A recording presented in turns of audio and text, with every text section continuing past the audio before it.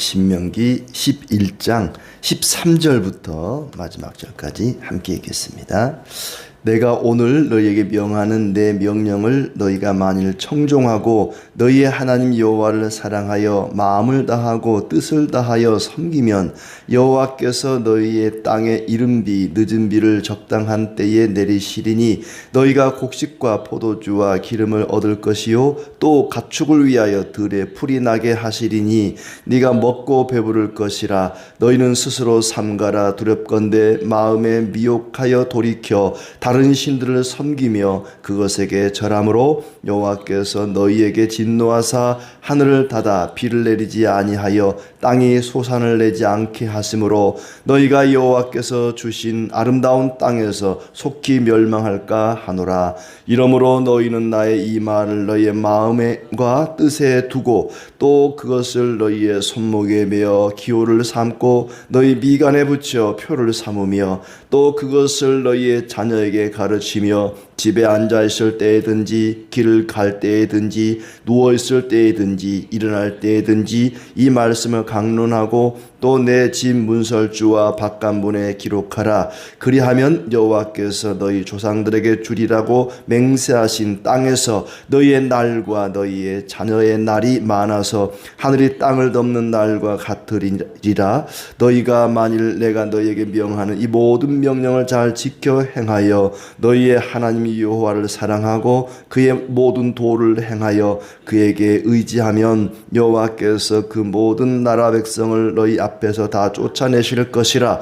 너희가 너희보다 강대한 나라들을 차지할 것인즉 너희의 발바닥으로 밟는 곳은 다 너희의 소유가 되리니 너희의 경계는 곧 광야에서부터 레바논까지와 유브라데 강에서부터 서해까지라. 너희의 하나님 여호와께서 너희에게 말씀하신 대로 너희가 밟는 모든 땅 사람들에게 너희를 두려워하고 무서워하게 하시리니 너희를 능히 당할 사람이 없으리라. 내가 오늘 복과 저주를 너희 앞에 두나니 너희가 만일 내가 오늘 너희에게 명하는 너희의 하나님 여호와의 명령을 들으면 복이 될 것이요 너희가 만일 내가 오늘 너희에게 명령하는 도에서 돌이켜 떠나 너희의 하나님 여호와의 명령을 듣지 아니하고 본래 알지 못하던 다른 신들을 따르면 저주를 받으리라. 네 하나님 여호와께서 네가 가서 차지할 땅으로 너를 인도하여 들이실 때에 너는 그르심산에서 축복을 선포하고 에발산에서 저주를 선포하라.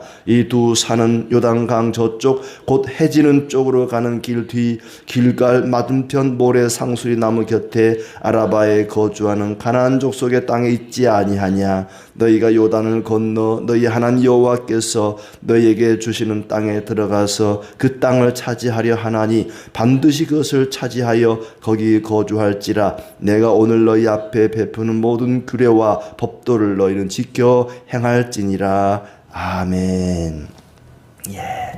오늘도 주님 은혜 가운데 평안하시고 또 기쁨과 즐거움이 가득하기를 진심으로 축복합니다.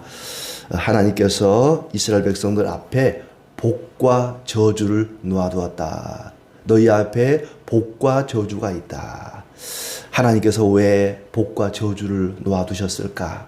그냥 저주는 없애시고 복만 놔두시지 왜 우리 앞에 복을 그리고 저주를 놓아두셨는가? 왜 그렇게 하셨는지를 생각할 수 있는 그런 말씀입니다. 하나님에 대한 신앙은 어떤 의식, 예배를 할지 뭐 기도를 할지 찬송이라 할지 어떤 의식만 지킨다고 해서 그것이 온전한 신앙이라고 할 수가 없습니다. 율법을 지킨다고 해서 그것이 온전한 신앙이 아니라 진심으로 마음으로 여호와를 사랑하라.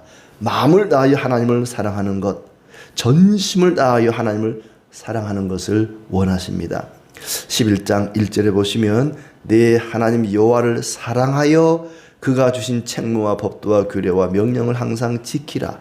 하나님의 명령을 지키라. 여기서 끝나는 게 아니라 그 앞에 여호와를 사랑하여 그 명령을 지키라. 이렇게 말씀하십니다. 여호와를 사랑하여 마음을 다하여 하나님을 사랑하는 것이 우선입니다. 당연하죠. 하나님을 사랑하지 않으면 그 명령을 지켜 행할 수가 없습니다. 설사 지켜 행한다 할지라도 그것은 오래가지 못할 것입니다. 마음으로 하나님을 뜨겁게 사랑하는 사람만이 진심으로 하나님 명령을 지켜 행할 수가 있습니다. 너희가 그동안에 보고 경험한 여호와의 교훈과 행하신 큰 일들을 기억하라. 2절부터 7절까지 말씀은 이 모든 것을 너희가 기억하라. 그동안에 하나님이 행하신 일들, 크고 놀라운 일들, 하나님께서 큰 교훈과 또 행하신 일들을 기억하라. 그의 위엄과 강한 손과 펴신 팔과 애굽에서 행하신 이적과 기사와 홍해에서 행하신 일, 광야에서 행하신 일, 대적자들을 멸하신 일, 그동안의 광야 40년 동안 하나님이 행하신 일들을 그들은 듣고 보았습니다. 너희가 들은 것, 본 것, 그것을 잊지 말고 기억하라. 그래야만 하나님을 진심으로 사랑할 수 있고 하나님의 명령을 지켜 행할 수 있기 때문에 그렇습니다. 하나님이 행하신 일들을 잊어버리면 하나님도 잊어버리고 하나님을 사랑할 수가 없습니다. 하나님이 행하신 일들을 기억하라. 들은 것, 본 것 기억하라. 자, 그러면서 이제 8절부터는 하나님의 모든 명령을 지켜 행하라고 다시 한번 강조하고 있습니다. 하나님께서는 가나안 땅 정복을 앞두고 가나안과의 전쟁을 앞두고 어떤 전략을 세워라, 무기를 준비하라, 전쟁을 연습하라 이렇게 말씀하지 않습니다. 활 쏘기, 칼 쓰기, 성벽 뛰어오르기 이런 것을 요구하는 것이 아니라 하나님의 말씀을 지켜 행하라. 그 앞서서 하나님을 사랑하고 그 명령을 지켜 행하라. 하나님을 사랑하고 계명을 지키는 것을 우선 행하라고 말씀하십니다. 그래야만 하나님 함께 하시고 하나님 함께 하셔야만 전쟁에 이길 수 있기 때문에 그렇습니다. 여호와께서 너희 앞서 싸우신다. 여호와께서 우리를 위해 싸워주시기 때문에 하나님이 함께 해야만 전쟁에 이길 수 있고 하나님 함께 하기 위해서는 하나님을 사랑하고 그 명령을 지켜 행해야 됩니다. 그래서 하나님을 사랑하기 위해서는 하나님이 행하신 일들, 크고 놀라운 일들, 많은 하나님의 능력과 또 하나님의 교훈들을 들은 것, 본 것을 잊지 말고 기억하라고 말씀하신 것이죠. 그렇게 모든 명령을 지키면 강성하고 가나안 땅을 차지하게 될 것이고 그곳에서 장구하게 될 것이다. 또 애굽 땅은 얼마나 좋은 곳인가. 10절 말씀에 그들이 가서 차지할 가나안 땅이 얼마나 좋은 곳인가를 애굽 땅과 비교해서 말씀하고 있죠. 그들이 과거에 있었던 떠나왔던 애굽 땅은 채소밭에 발로 물을 댔어야만 한다. 그곳은 천수답이기 때문에 비가 와야만 곡식을 농사를 지을 수 있고 또 금세 말라버리기 때문에 이제 우물이나 또 냇물을 이게 밭에 여러 가지 도구를 통해서 물을 대야만 농사를 지을 수 있는 땅이다. 그런데 가나안 땅은 전혀 그렇지 않다. 비를 흡수하는 땅이다. 비가 오면 땅이 그 비를 머금고 있기 때문에 한동안 비가 오지 않아도 농사를 짓는데 문제가 없다. 또 여호와께서 돌을 보아주시는 땅이고 여호와의 눈이 항상 그 위에 있는 땅이다. 너희가 들어가서 차지하게 될 가나안 땅이 얼마나 좋은 땅인지 한번 애굽 땅과 비교해봐라. 하나님께서는 당근과 채찍 가운데 당근을 먼저 얘기하십니다. 너희가 만약에 내 명령을 지켜 행하면 가나안 땅을 얻게 될 것인데 그 땅이 얼마나 좋은 땅인 줄 아니? 그냥 너희가 고생하지 않아도 저절로 농사가 되는 그런 땅이다. 그 땅을 얻고 싶지 않니? 그 땅을 얻기 위해서는 그 땅에서 오래 살기 위해서는 너희가 여호와를 진심으로 사랑하고 그 명령을 지켜 행해야 된다. 13절 말씀 하나님의 명령을 청종하고 전심전력으로 사랑하면 이른 비와 늦은 비를 적당한 때에 내리실 것이다. 그래서 곡식과 가축을 위한 풀이 나서 그들이 배부르게 될 것이다. 이른 비와 늦은 비를 적당한 때에 내리신다는 것은 큰 축복입니다. 이른 비는 곡식을 심었을 때 곡식을 심기 위해서나 심고 나서 비가 와야 됩니다. 그렇지 않으면 어린 곡식들이 다 말라 죽어버리겠죠. 그때 내리는 비가 이른 비입니다. 또 늦은 비는 곡식을 추수하기 전에 곡식이 완벽하게 여물기 위해서 마지막 비가 필요합니다. 늦은 비죠.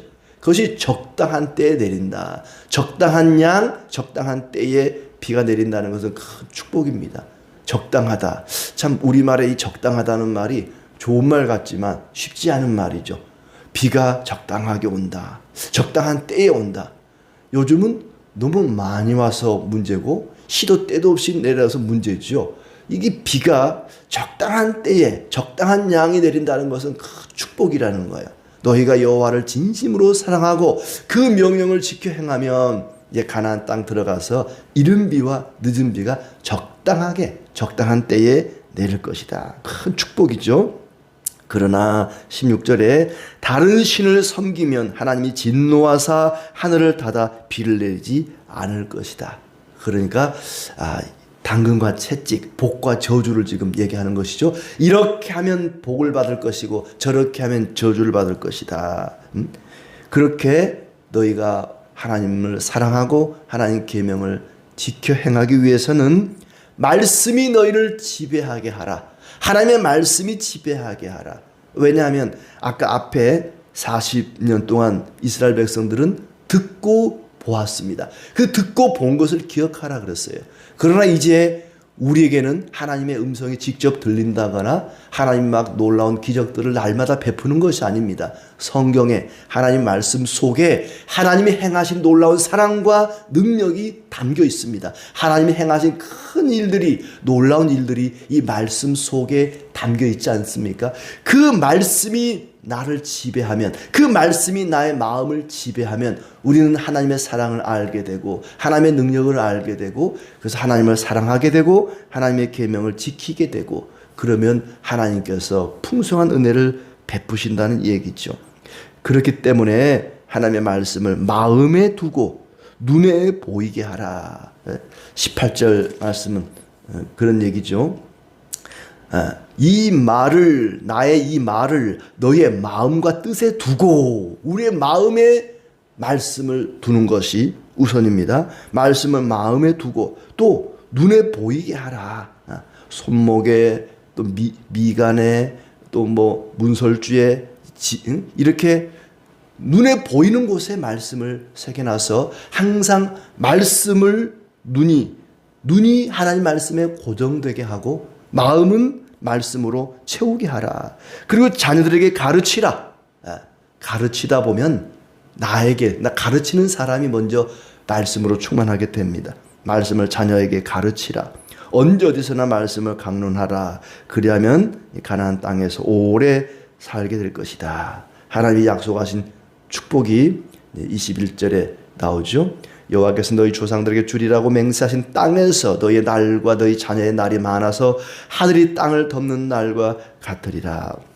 그 땅을 차지하게 될 것이다 하는 얘기죠. 하나님 명령을 지켜 행하고 사랑하고 의지하면 강대한 나라를 쫓아내고 그 나라를 차지할 것이다. 발바닥으로 밟는 곳은 다 너희 소유가 될 것이다.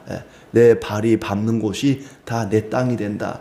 하루 종일 막 발로 밟고 다닐 것 같아요. 내가 발로 밟는 곳 그것이 다 내 거 된대요. 얼마나 큰 축복입니까? 하나님께서 가나안 땅을 너희들이 막 돌아다니면 그 땅 다 너희 것이 된다. 뭐 지금도 그러는 줄 알고 막 남의 땅 밟고 다니면 안 됩니다. 그때의 상황을 이야기하는 거겠죠.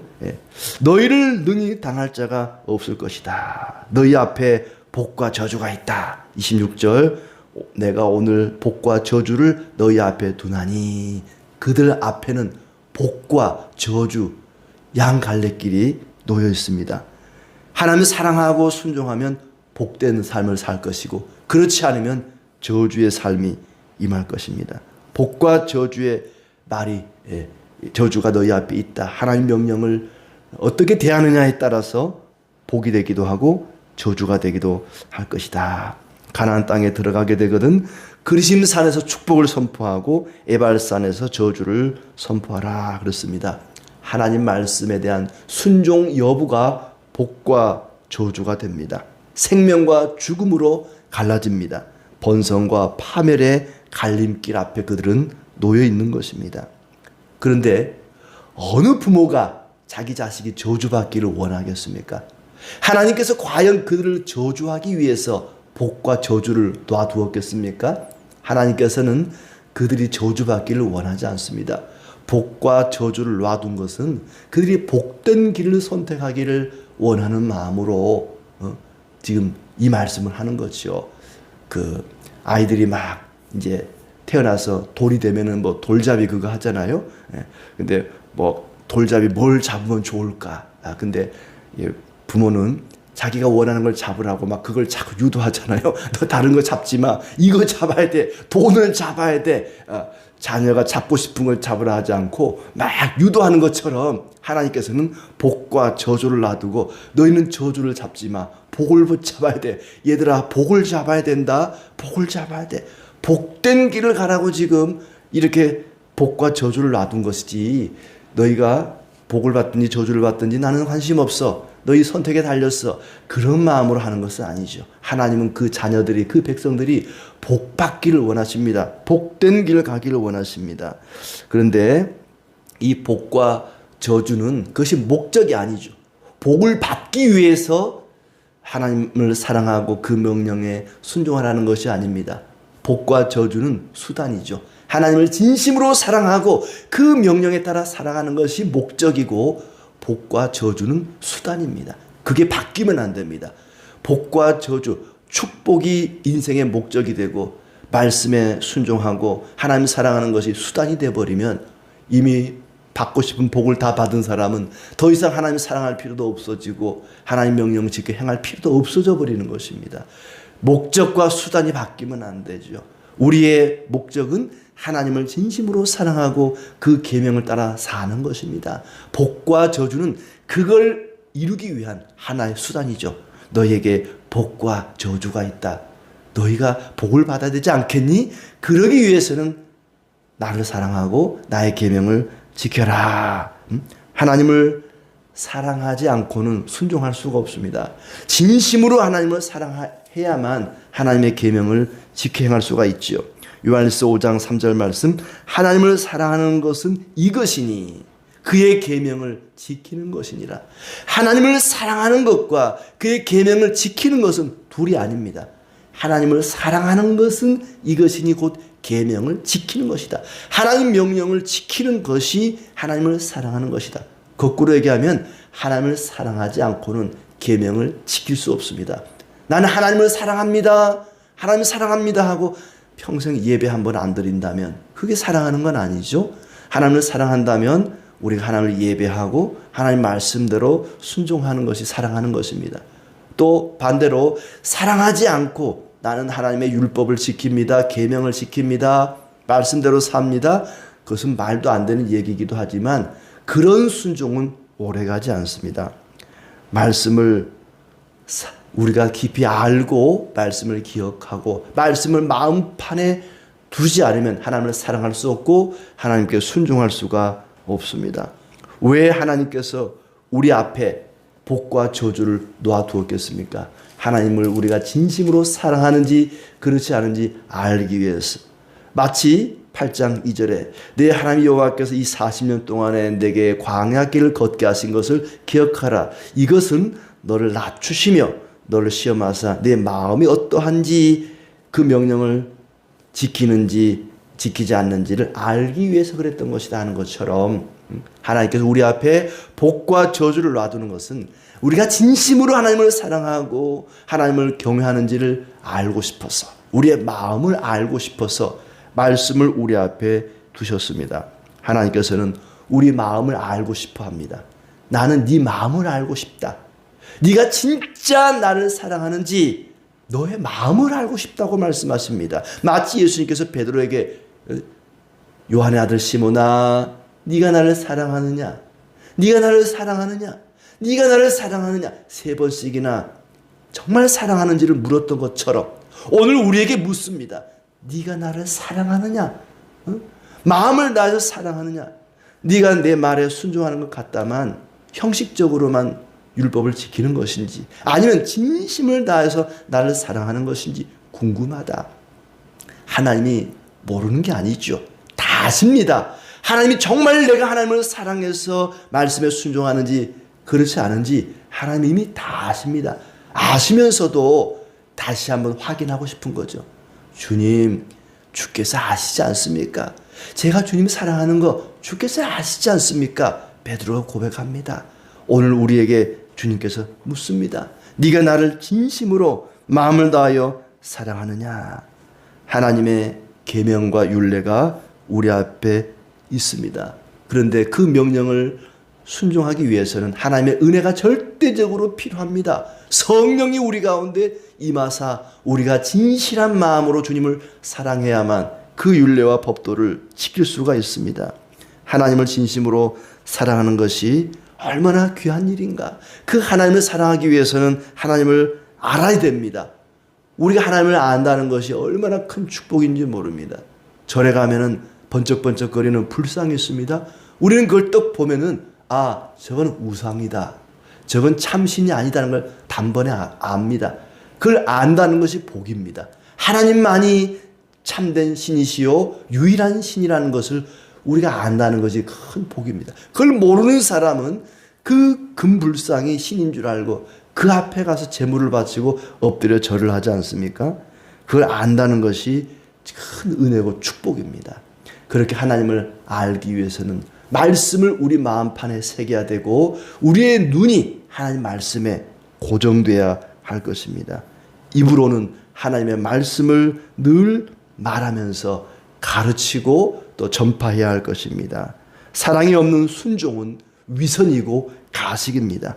우리의 마음을 다하여 전심으로 하나님을 사랑하는 그리고 하나님의 사랑을 받는 우리의 삶이 되기를 진심으로 기원합니다.